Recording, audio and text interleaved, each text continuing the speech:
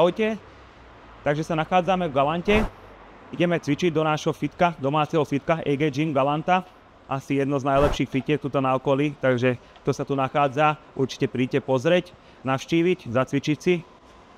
Volám sa Patrik Popluhár, robím kulturistiku a samozrejme osobného trénera u nás vo fitku. Ideme dneska natáčať tréning chrbta, vlastne pull, tým pádom chrbát, nejaké tie zadné ramená, nejaké doplnkovo ruky. Pozrieme sa na nejakú tú formu, čo aj po súťažiach ostalo 2 týždne. Porozprávame niečo o mojej diete, mojom trénerovi a tak celkovo, jak sa podarila sezóna. A neviem, čo by som dodal, asi nebudem ani zdržovať. Poďme na to, dáme si náš intenzívny tréning. Keď Nebia odkazuje, aby sme dali intenzívny, tak ideme na to ukázať, rozdrtiť to tam troška.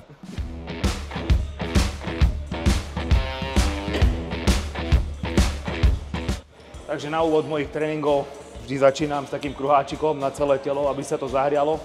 Nech som pripravený na ten tréning.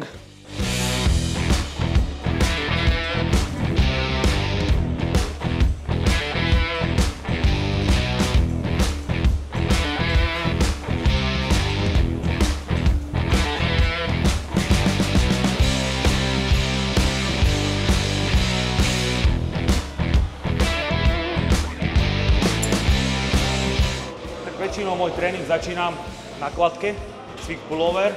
To je najlepší izolovaný cvik. Zahrieme chrbát a potom sa ide na ťažšie cviky.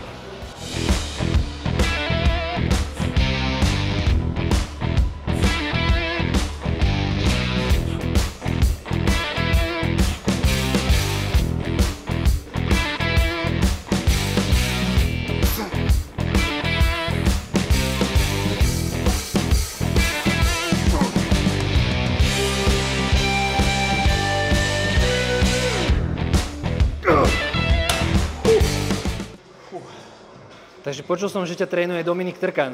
Prečo si vybral Dominika za trénera? Dominik. Tak to bolo také zaujímavé.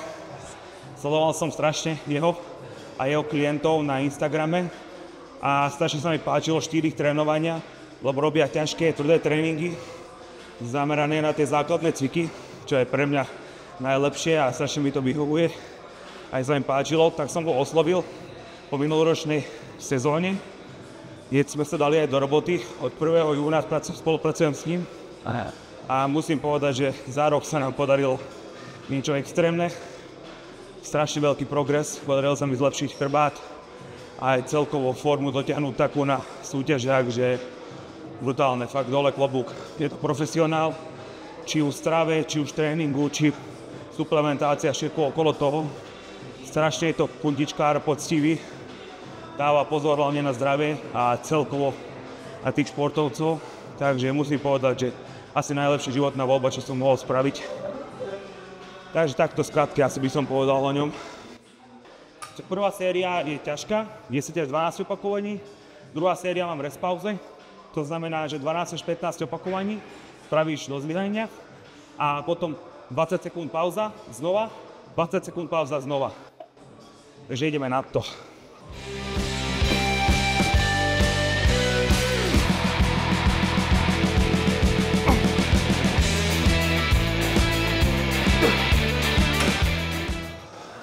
Keďže nemám hodinky, takže teraz počítame len v hlave. Zabudol som ich doma.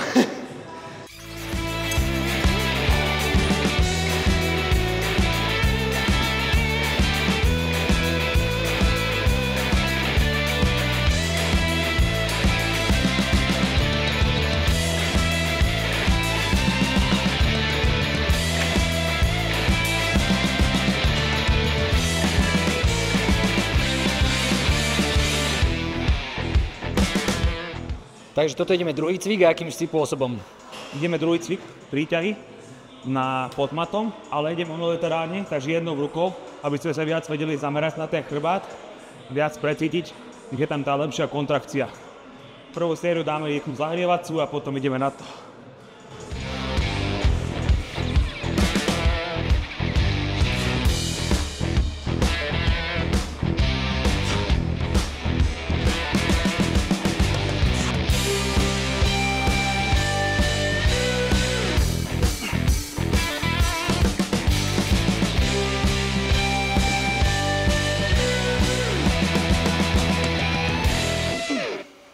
Povedz takú nejakú najväčšiu srandu, čo ti Dominik dal treba z tréningu.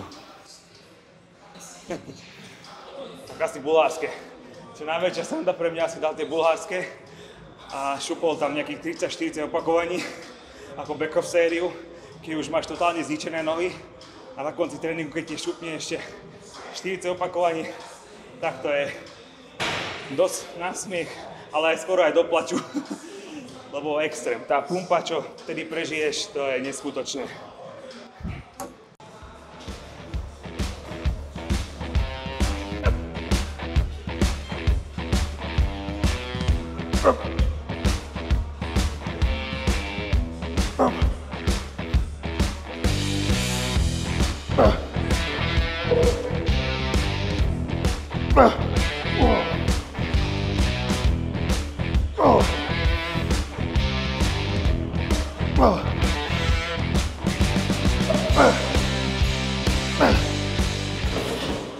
Takže trénuješ sám? No, 99% času trénujem sám, keďže som si nenašiel toho správneho sparinga. Väčšinou po mesiaci odpadávajú, alebo keď aj cvičia so mnou, tak ja ich musím ťahať. A to veľký význam nemá, hlavne keď je človek v príprave, nemá energiu aj na seba, nie že ešte má ťahať toho druhého a podporovať, čo by on mal robiť pre teba ako podpora. Takže keď nechodím do Prahy za Dominikom a tam Eagle, tak väčšinu času cvičím sám.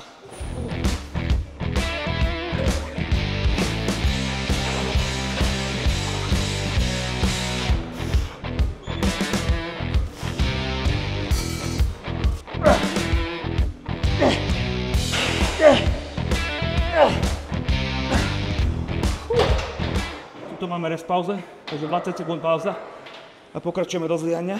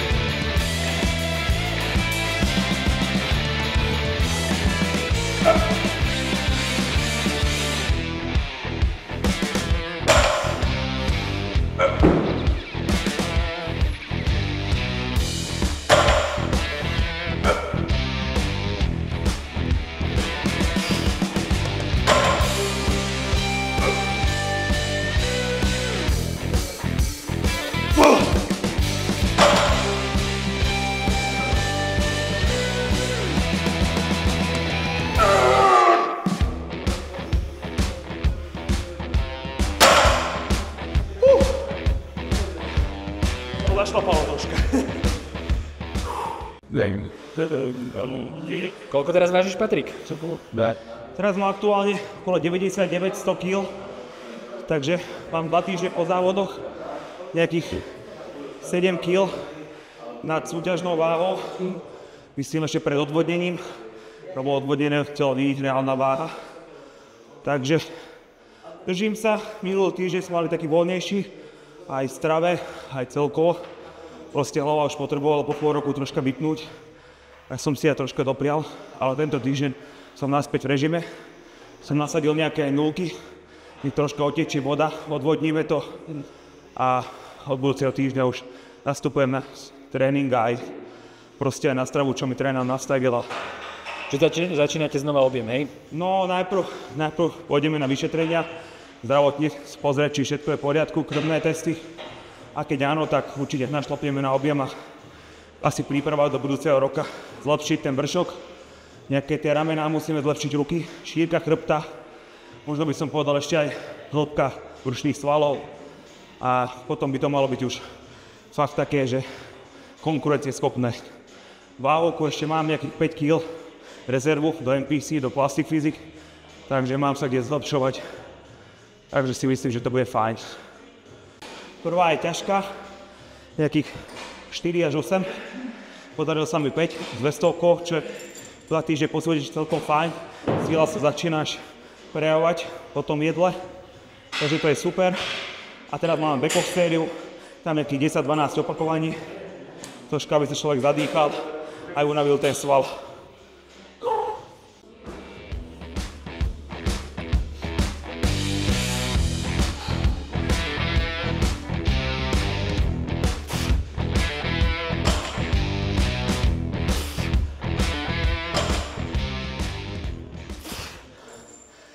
Väčšinou tréningovať, celé prípravy som mali tréningy nastavené, že jedna top séria, ťažká, 4 až 8 alebo 6 až 8 podľa toho, jaký cvik.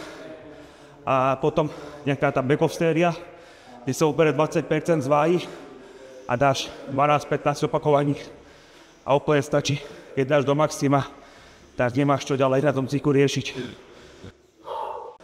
Ďalší cvik máme zadné ramena, keďže máme dneska pull tréning a štýlom FST 7, takže 7 sérií, po nejakých 8 až 15 opakovaní, 10 sekundovými pauzami medzi cvikmi.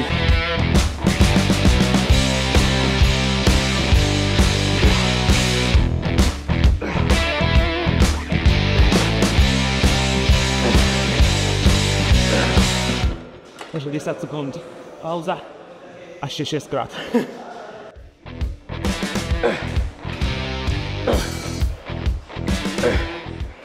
Vyzerá to ťažké.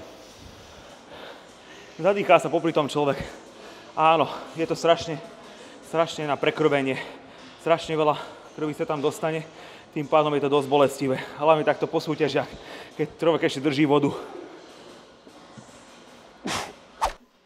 Počas tréningu môj namiešaný čarovný nápoj, nejaká dextróza, cukor, aby som mal energiu počas tréningu.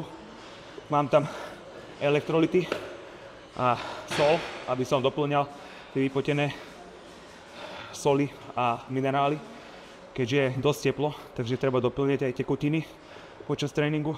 Samozrejme tam ešte môžu chýbať citrulín pre lepšie napumpovanie, kreatín a nejaké amináče s glutamínom.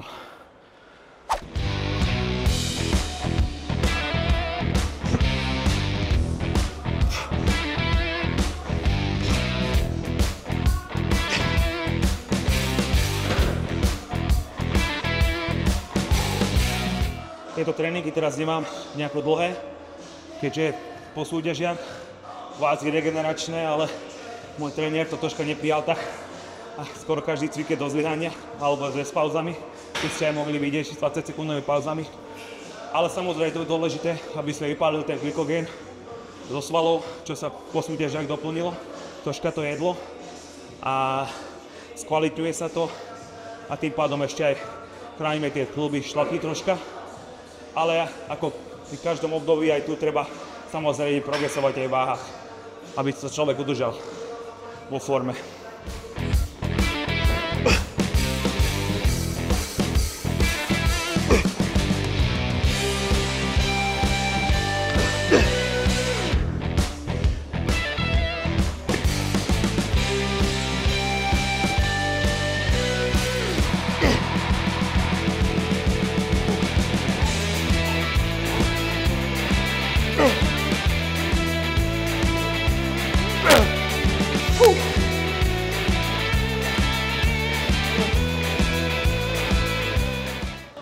Nejaká sila sa už prebúdza konečne, lebo na konci to už bolo biedne, keď človek je na nulách a týra to telo.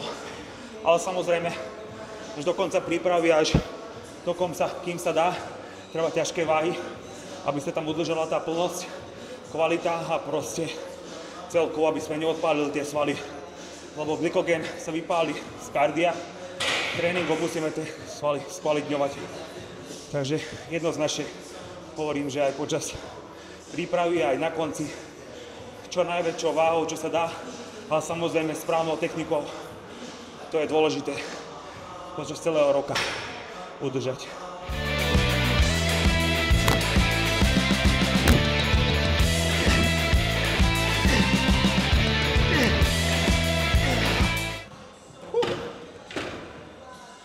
OK, takže máme to za sebou.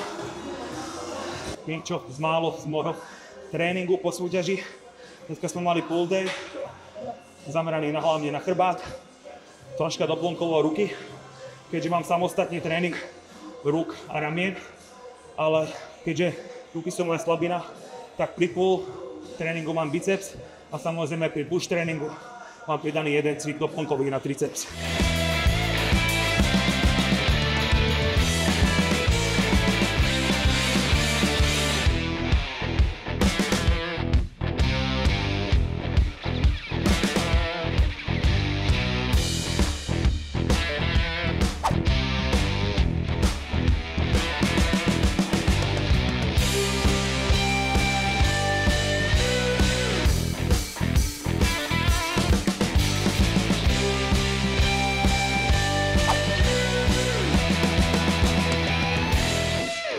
Táto jarná sezóna pre mňa začala 28.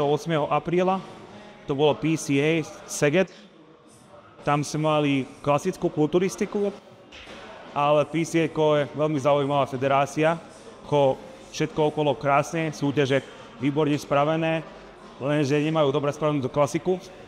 Nemajú váhový ani výškový limit, takže kvázi tam ide kulturisti alebo nekulturisti. Ktokoľvek, kto sa môže prihlásiť. Čo bola aj kategória, aj kulturistika, aj klasická, všetci sa poprihlasovali, lebo bez váhovky to bolo. Takže človek tam súťaží aj so 10-20 kilovými ťažšími borcami. A prvá súťaž nám ani nevyšla forma, troška prvá sezóna bola s trénerom, takže nám nevyšla ani forma, keďže sme troška asi precukrovali. Ráno ešte bolo fajn, ale neskôršie už to išlo na úkor toho a vršok tela mi zalialo. Nohy boli fajn, ale vršok zaliaté. Takže aj forma a zároveň aj tá kvalita bola dosť silná, takže nevyšla. Tam som bol nejaký 6. 7. už sa ani nepamätám. No. Takže potom PCA, aká bola ďalej tvoja sezóna? No, po PCA na 2 týždne na to sme mali Budapešť, MPCčko. Keďže tento rok sme si povedali, že chceme vyskúšať tieto väčšie federácie, tak prvá bola PCA. Tá bola fajn, ale tie kategórie nie sú tam pre mňa. Tak potom sme išli MPCčko, to bolo v Budapešti, Kökény Béla Classic. Tam som štartoval v sobotu Classic Physique ako nováčik a potom ešte výškovka. V nováčikoch som sa umiestnil, sa nepamätám, 6. miesto tiež. Takže potom som bol ešte, podľa výšky sme boli rozdelení. Tam som bol Class C, tuším. Tam som sa umiestnil na 3. mieste. A keďže sme štvrtok alebo piatok zistili, že v Budapešti aj na druhý deň je súťaž, tak tam bolo body šport, kupa, sa to volá. Maďari majú takú dosť veľkú súťaž u nich. Tak štvrtok alebo piatok, už sa aj nepamätám, som začal riešiť registráciu na poslednú chvíľu, som im obvolával, či môžem ísť, takže sme tam ostali súťažiť aj nedeľu. To bolo tiež dosť náročné, 2 dní po sebe udržať tú formu. Zároveň tiež som štartoval v 2 kategóriách ako nováčik. Tam som sa umiestnil na 3. mieste a potom večer vo výškovke tiež medzi vysokými. To som bol na 2. mieste, ale bolo to dosť náročné, lebo prvá kategória bola o 11.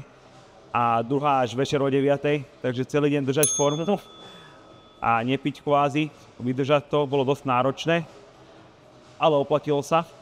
Krásna skúsenosť a aj tiež fakt výnimočná súťaž pre mňa, keďže od malička sledujem tých Maďarov a tých YouTube videá a všetci súťažili na tých pohárovkách a súťažiach, takže bola pre mňa to česť súťažiť medzi nimi.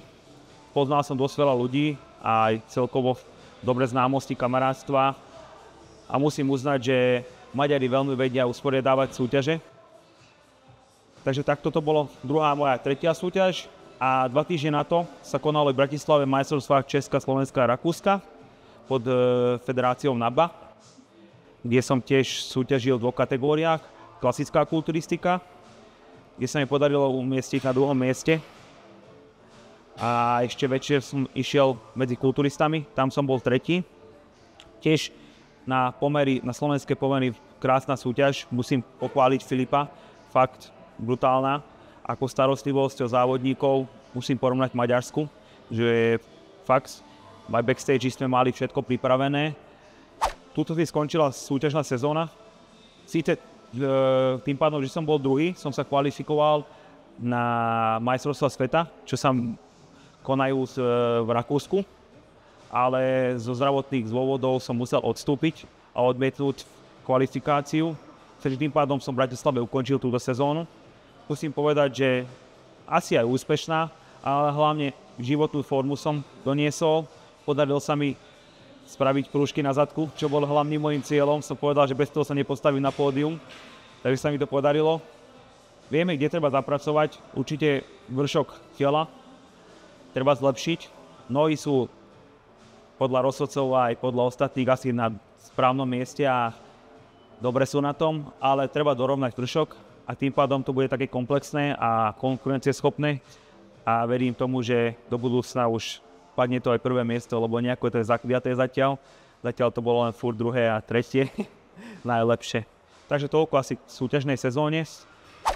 Teraz asi začína také troška oddychové obdobie, dať sa zdravotne do poriadku, zistiť krvné testy a všetko, či človek jak je na tom po súťažiach, keďže sezóna bola dosť dlhá. Od nejakého 1. januára som držal dietu, takže to bolo dosť. A potiahnuť mesiac súťaží, tak to je tiež dosť zaberák na telo. Takže 2 týždne odvodňovať a tieto veci. Takže asi toľko by som povedal v tejto súťažnej sezóne. Ako motivácia neodišla, určite som namotivovaný. Tak to prvé miesto ešte musí padnúť, dovtedy ešte asi si musím povedať, že nemôžem skončiť, lebo moje svedomie to nepustí. Ale uvidíme, či jar, jeseň, podľa toho, jak bude finančne, zdravotne. A asi toľko k tomu. Akým štýlom ste s Dominikom držali tú predsúťažnú dietu? Išli ste počítali ste kalórie, alebo ste počítali sacharidy? Čo ste robili? S Dominikom určite neriešim kalórie. Hlavne nemusím riešiť nič, lebo všetko mi Dominik predpíše. Napíše presne gramáže, takže všetko je na ňom. Ale kalórie vôbec, skôr tie makra, bielkoviny, sacharidy, tuky, aby sa dodržali. Išli sme celkom dosť dlho, sme mali vysokosacharidy, keďže sa nám podarilo objeme dobre rozjesť, alebo jak by som to povedal, že v kvalitnej forme sme boli, dajme tomu. Tým pádom sme vedeli dosť dlho držať tie sacharidy vysoko. Ale tak samozrejme pred súťažou boli aj núky, aby sme museli, keďže sme museli tú váhu spraviť a aby to bolo tip-top na tých súťažiach. A sme zistili, že najviac si prospieva, keď si dáme núky a potom to nepreženieme so sacharidmi, jak na prvej súťaži. Tak tým pádom aj ostatné súťaže okrem tej prvej už forma vyšla. Musím povedať, že čo súťaž, to životná forma. A Dominik preferuje tak klasicky znižovať postupne, nie žiadne sacharidové vlny ani nič podobné. Buď ideme postupne dole a potom nastaviť to keto, tým pádom tie nulky, ale tak to už len posledné týždne. To som počas prípravy nemal, to len posledné týždne, 2, čo sme sa museli pohrať s tým, aby sme doladili tú formu. Ako si sa stravoval trebárs medzi súťažmi? Tak medzi súťažmi som sa moc na výber nemal, keďže každé 2 týždne boli súťaže, takže čo súťaž, potom mal som deň voľno a hneď sme nabehli. Mal som prvé 2 dni ešte zvýšené sacharidy, keďže som mal posledné ťažké nohy a potom hneď sme nabehli na to keto, tým pádom som nemal sacharidy. A dosť dlho sme to držali, až nejakých 3-4 dní pred súťažou sme začali postupne pridávať sacharidy naspäť a tým pádom vyliezla tá forma. Kardio sme držali tak, že do nedele, týždeň pred súťažou sme vysadzovali, okrem tej poslednej súťaže, to sme išli až do stredy, vlastne áno, do stredy sme išli, lebo sme museli spraviť tú váhu tej klasickej kulturistike, takže to bolo dosť náročné. To bolo náročné obdobie, keďže som mal 2-krát denne 40 minút kardio, dosť nízko kalórie, bez sacharidov, do toho ešte tréning, robota samozrejme. Však musím sa o svojich klientov starať, nemôžem ich obmedziť a vynechať. Síce som musel aj tak už posledné 3-4 dní zvolniť, keďže veľa som musel stáť na nohách a tým pádom sa zalievali nohy, tak som musel odložiť 3-4 dní, musel som nastaviť voľno. A takýmto štýlom to fungovalo celý čas. Dobre, a čo by si odkázal našim čitateľom? Tak, našim čitateľom by som odkázal, že na súťažné pódia, proste celkovo na súťaž nech sa dá len ten človek, čo je psychicky a fyzicky silný A určite odporúčam tým, ktorí sa nevedia udržať, alebo jak by som to povedal, že proste nie sú striktní a nevedia dodržať tú pravidelnú stravu a proste jednostrannú stravu, keďže to jedlo je len prostriedok, aby sme dosiahli svoj cieľ. Ale určite kulturistiku a cvičenie odporúčam každému, lebo to je najlepšia vec, čo môže človek pre seba robiť, pre svoje zdravie. A stravovať, tak ja by som povedal každému, nech sa stravujú zdravo, ale rozumne. A hlavne si užiť aj život. Proste vieme len raz, takže určite netreba nejakých extrémov, lebo tým pádom sa len vyvinú nejaké tie choroby u nás, myslím tým nejaké prejedanie, alebo potom aj druhá možnosť, že ľudia prestanú jesť, aby si udržali tú extrém formu. Keďže tá nová doba, Instagram nám ukazuje, nastavuje strašne veľké štandardy, lenže 90% ľudí nevie, čo je za tým. Každý si myslí, že to je len tak a všetko je dokonalé, ale nie je to tak, určite. Treba si užiť život, cvičiť, zdravo sa stravovať a sem tam si určite dopriať. Cvičte, každý to môže, cvičte určite. Pomôže to či zdravotne, či fyzicky a hlavne psychicky vypnúť od reality a tohto svetu, že proste potrebuje človek si nájsť pre seba ten čas